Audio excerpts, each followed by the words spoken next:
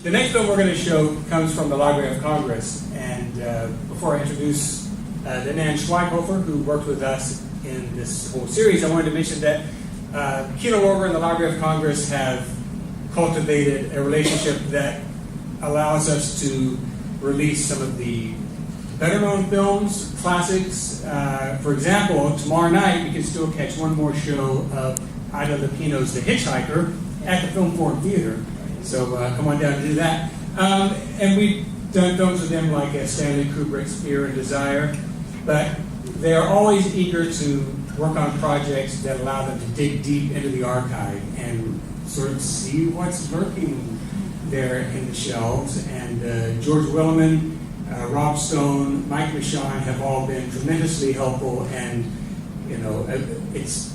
I enjoy this collaboration more than you can imagine because it's a film lover's dream. And Lynanne is something of a film lover, and she will now tell us a little bit about, hopefully, the work she did on this project and introduce our next film. Lynanne Schweighofer. Well, hello. What Little Lindy Sang is said earlier, it's a Universal picture by Lule Warrenton from 1916, and it kind of exemplifies the type of work, and I do all my work in cooperation with George Willeman and many other people.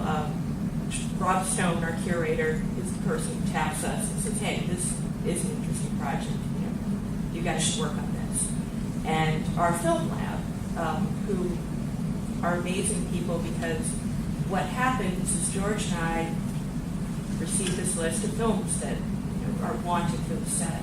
And so we see, do we have a print? Do we have an existing digital file that may have already been created for a customer order in previous years? And so we would pull these files out or these prints out, and really what Rob expected us to do was just make sure it was there, make sure it existed, and if it didn't, ask for a work order. But George and I are never satisfied. And we watch the file, and we're like, oh, gee, this one might be a little too soft, or gee, maybe this one had color. It's got to have had color. And George, being the nitrate vault manager and knowing the collection very intimately, would lean back and say, I think we still have the nitrate on this. So we would go up, we'd traipse through one of the long nitrate vault corridors, pull out the can, look, no powder on the film, no nothing. All right, let's get a work order. We go back to Rob and say, we need another work order. And you could hear the people up in the lab, 2 floors up, groan. And they would prep the film, we would go through the scanning process, and we'd have a nice new file. And it never failed to amaze us how much more detail we go back to the original nitrate we can capture. But we usually did a little pre-examination, and not to give away too much of the story of the film. Not only did we see more detail of this film, when George pulled the nitrate out and looked at it, the original title was on the film, which for some reason, when they preserved Little Lindy in the 70s, safety, it was a Dawson City find, they somehow had cut the opening title off. So going back to the nitrate, we were able to pull out the title. The other thing we noticed as we rolled through it to see if it was sticky or not was that there were these pink swirls in a particular scene. And so we looked at each other and we said, okay, this film was in the permafrost in Canada for a long time. Obviously there was color there that the water damage washed away. But now, something we had suspected about the coloration of the film, we kind of have confirmed that there was color there, and a very specific color.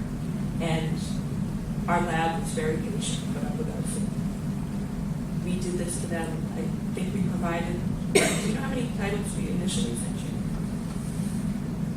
Different things. We provided a lot of titles, and we always went back to the lab.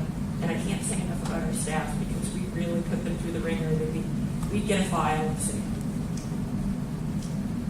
we just think we can do better, we can do better, we can do better. And the lab always did the work, and I think they'll be really proud to see the results of this box set, because somebody could have just told us, no, stick with it, don't waste our time. And instead, they kind of understood the mission that we want these films to be seen. And like I said, we probably went back to them more than 50 times with different titles. Could you just do one more work order? And I think that's about all I want to say about the preservation process.